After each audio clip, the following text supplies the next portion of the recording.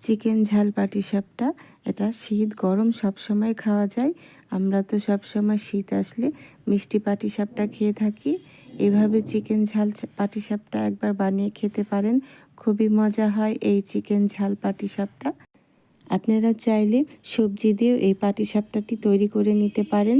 আমরা সবসময় অনেকে মিষ্টি খেতে চাই না, চাইলে এইভাবে আপনি ঝাল পাটিসাপটাও বানিয়ে মেহমানদেরকে দিতে পারেন। আশা করছি সবাই খুবই প্রশংসা করবে।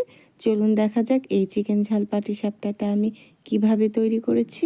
এই চিকেন ঝাল পাটিসাপটাটা তৈরি করার জন্য প্রথমে আমি নিয়ে নিয়েছি 1 কাপ শুকনো চালের গুঁড়ো। এখানে আমি শুকনো চালের গুঁড়োটা ব্যবহার করেছি। আরও দিয়ে দিয়েছি 1/2 কাপ আটা। এখানে চাইলে আপনারা ময়দাও ব্যবহার করতে পারেন। আরও দিয়ে দিচ্ছি স্বাদ মতো লবণ। এখন আমি এই শুকনো উপকরণগুলো একটা হ্যান্ড হুইসের সাথে খুব ভালো করে মিশিয়ে নিচ্ছি। খুব ভালো করে আটা এবং চালের গুঁড়োটা আমি মিশিয়ে নিয়েছি। এখন আমি নর্মাল পানি দিয়ে দিচ্ছি। আমি নর্মাল ঠান্ডা পানি দিয়ে আমি ভালো করে আটাটা মাখিয়ে নিচ্ছি। তবে পানিটা একসাথে দেওয়া যাবে না, অল্প অল্প করে দিতে হবে। এখানে আমি 1.5 কাপ আটার জন্য 1 কাপ নর্মাল ঠান্ডা পানি ব্যবহার করেছি। 1.5 কাপ আটার জন্য 1 কাপ নর্মাল ঠান্ডা পানির পরিমাণটাই ঠিক আছে। এভাবেই পাটিসাপটার গোলাটা আমার তৈরি হয়ে গেছে। 1 কাপ পানি দিয়ে পারফেক্ট একটা গোলা তৈরি করে নিয়েছি। ঘনত্বটা এইরকমই হবে, দেখে বুঝতে পারছেন নিশ্চয়ই। এর থেকে বেশি পাতলা বা ঘন করা যাবে না। আর চালের গুঁড়োর সাথে একটু ময়দা ব্যবহার করলে পাটিসাপটার গোলাটা পারফেক্ট হয়। দেখতেই পাচ্ছেন আমার পাটিসাপটার গোলাটা তৈরি হয়ে গেছে। এখন আমি চিকেন পাটিসাপটা তৈরি করার জন্য আমি মুরগির বুকের মাংসের অংশটা নিয়ে নিয়েছি। এখন আমি এই মাংসটা সেদ্ধ করে নেব। সেজন্য আমি সামান্য পরিমাণ লবণ দিয়ে সেদ্ধ করে নিচ্ছি চিকেনটা। মাংসটা আমি 5-6 মিনিটের মতো জাল করে নিয়েছি। পানিটা টেনে এসেছে, মাংসটাও সেদ্ধ হয়ে গেছে। যেহেতু এটা ব্রয়লার মুরগি, এই মাংস সেদ্ধ হতে বেশি সময় লাগে না।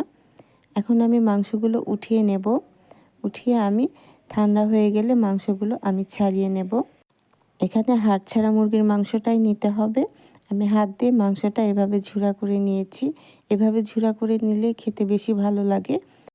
আপনারা চাইলে মুরগির মাংসটা কিমা করেও নিতে পারেন, তবে ঝুরা করে নিলে বেশি মজা হয় খেতে। এখন আমি সরিষার তেল দিয়ে দিচ্ছি। আমি পাটিসাপটার ভিতরের পুরটা তৈরি করে নেব। আপনারা চাইলে রেগুলার রান্নার তেল দিয়েও এই ভিতরের পুরটা তৈরি করে নিতে পারেন।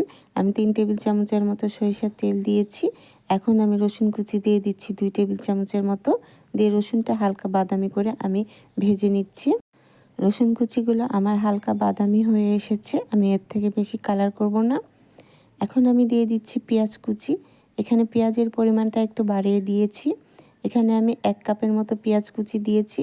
এখন আমি পেঁয়াজটা একটু নরম করে নেব, তবে পেঁয়াজটা আমি বাদামি করে ভাজবো না।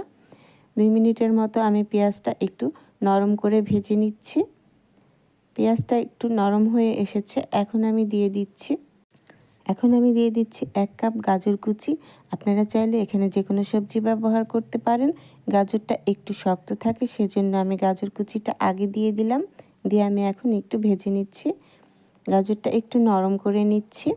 এখন আমি দিয়ে দিচ্ছি আগে থেকে ঝুরা করে রাখা চিকেনগুলো, মুরগির মাংসগুলো। এখন আমি এই পেঁয়াজ ও গাজরের সাথে ভালো করে মাখিয়ে নিচ্ছি, ভেজে নিচ্ছি।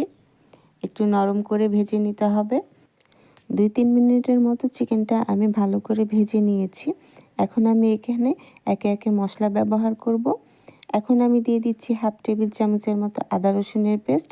এখানে মশলার পরিমাণটা একটু কম দিতে হবে। আরও দিয়ে দিচ্ছি 1/2 চামচ জিরা পেস্ট। আরও দিয়ে দিলাম স্বাদ মতো লবণ। এখানে 1/2 চামচের মতো আমি লবণ দিয়েছি। এখন আমি দিয়ে দিচ্ছি 1/2 চামচ ধনিয়া গুঁড়ো। আরও দিয়ে দিচ্ছি 1/2 চামচ হলুদ গুঁড়ো। এখানে মশলার পরিমাণটা কম দিতে হবে। মশলাটা কম দিলে এই চিকেনের পুরটা খেতে বেশি ভালো লাগবে। এখন ভালো করে আমি মশলাগুলো এই চিকেন ও সবজির সাথে কষিয়ে নিচ্ছি। পাটিসাপটার জন্য যে আমি ভিতরের পুরটা তৈরি করছি, এই ভিতরের পুরটা আপনি যে কোনো সমোসা অথবা পুরি সব কিছুর সাথে খেতে পারবেন, খুবই মজা হয়।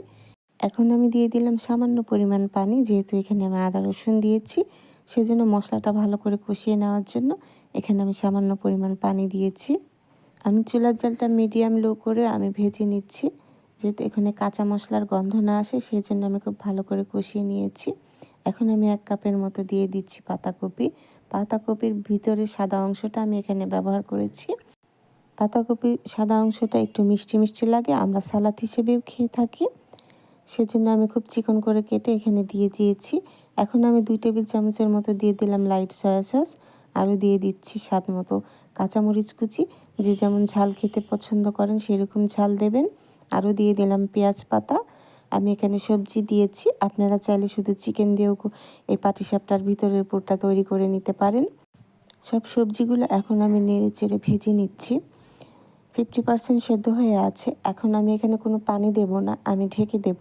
ঢেকে আমি আরও 5 মিনিটের মতো রান্না করব। সবজি থেকেই পানি বের হবে।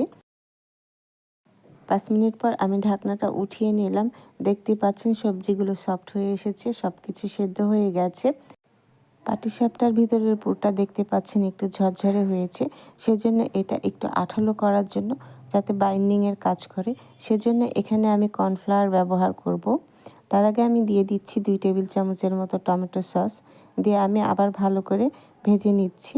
এটি চাইলে আপনি স্কিপ করতে পারেন, তবে দিলে খেতে খুবই মজা হয়।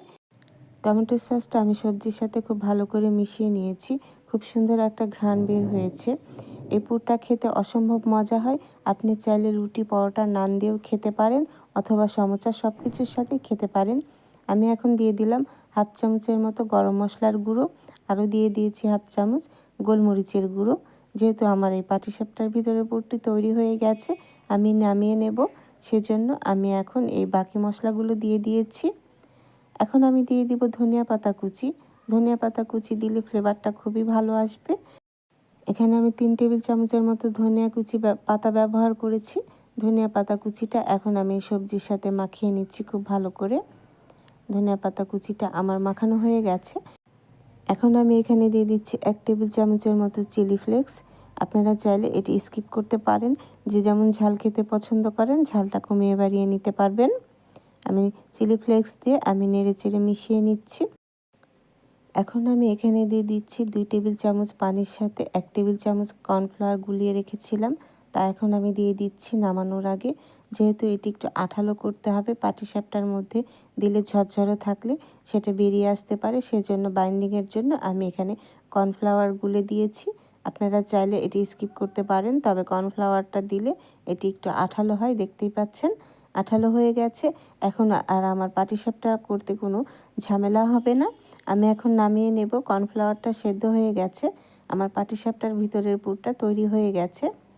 এখন আমি পাটিসাপটাটা তৈরি করতে চলে যাব। দেখতেই পাচ্ছেন কতটা লোভনীয় হয়েছে এই পাটিসাপটার ভিতরের পুরটা। পাটিসাপটা তৈরি করার জন্য আমি একটি ফ্রাই প্যান গরম করে নিয়েছি। তাতে সামান্য পরিমাণ তেল দিয়ে ব্রাশ করে নিলাম। এখন আমি আগে থেকে গুলে রাখা পাটিসাপটার ডোটা এই ফ্রাই প্যানে আমি দিয়ে দিলাম। দিয়ে আমি চামচ দিয়ে ঘুরিয়ে নিয়েছি, যাতে পাটিসাপটাটা গোল হয়, সেজন্য আমি চামচ দিয়ে ঘুরিয়ে নিয়েছি। পাটিসাপটাটা যখন সেদ্ধ হয়ে যাবে তখন আমি ভিতরের পুরটা দিয়ে দিয়েছি, দেখতেই পাচ্ছেন। এখন খুব আলতো করে উল্টিয়ে দিতে হবে। যেভাবে আমরা মিষ্টি পাটিসাপটা তৈরি করি ঠিক সেভাবে এই ঝাল পাটিসাপটাটাও তৈরি করে নিতে হবে। দেখতেই পাচ্ছেন ঝাল পাটিসাপটাটাও আমার তৈরি হয়ে গেছে। আমরা যেভাবে মিষ্টি পাটিসাপটা তৈরি করি ঠিক সেভাবে ঝাল পাটিসাপটাটাও তৈরি করে নেওয়া যায়। অনেক সময় অনেকে আছে মিষ্টি খেতে পছন্দ করে না, তাদের জন্য আপনি চাইলে এভাবে ঝাল পাটিসাপটা তৈরি করে নিয়ে দিতে পারেন, অথবা শুধু সবজি দিয়েও আপনি এই ঝাল পাটিসাপটাটা তৈরি করতে পারেন। খুব সহজে এই ঝাল পাটিসাপটাগুলো আমার তৈরি হয়ে গেছে। আমি আপনাদের সুবিধার জন্য আরেকটি পাটিসাপটা তৈরি করে দেখিয়ে দিচ্ছি। অনেকে আছে ফ্রাই প্যানটা ঘুরিয়ে করে, আর যারা নতুন রাঁধুনি আছেন তাদের জন্য আমি এভাবে চামচ দিয়ে ঘুরিয়ে দেখিয়ে দিচ্ছি। অনেকে আছে ফ্রাই প্যান ঘুরিয়ে করলে পাটিসাপটাটা গোল হয় না, তারা চাইলে এভাবে চামচ দিয়ে ঘুরিয়ে ঘুরিয়েও পাটিসাপটাটি তৈরি করে নিতে পারেন। আসছে রমজানে এভাবে আপনি ঝাল পাটিসাপটা ইফতারে রাখতে পারেন। এখানে কোনো তেল ব্যবহার করা হয়নি, খুব অল্প তেলে এই পাটিসাপটাটা তৈরি হয়ে গেছে। ভাজা পোড়ার থেকে আপনি এভাবে ইফতারে পাটিসাপটা রেখে খেতে পারেন। আশা করছি সবার ভালো লাগবে। আমার আজকের এই ঝাল পাটিসাপটার রেসিপিটি যদি আপনাদের ভালো লেগে থাকে অবশ্যই আমার চ্যানেলটি সাবস্ক্রাইব করে রাখবেন ও পাশে থাকা বেল বাটনটি অন করে দেবেন, যাতে করে আমি নতুন কোনো ভিডিও আপলোড করলে সবার আগে নোটিফিকেশন আপনার কাছে পৌঁছে যায়। আর যারা ফেসবুক থেকে আমার এই ভিডিওটি দেখছেন অবশ্যই আমার ফেসবুক পেজটি ফলো দিয়ে রাখবেন ও একটি লাইক কমেন্ট শেয়ার করে দেবেন। ভালো থাকবেন সবাই। চলে আসবো আবার অন্য কোনো রেসিপি নিয়ে। আল্লাহ হাফিজ।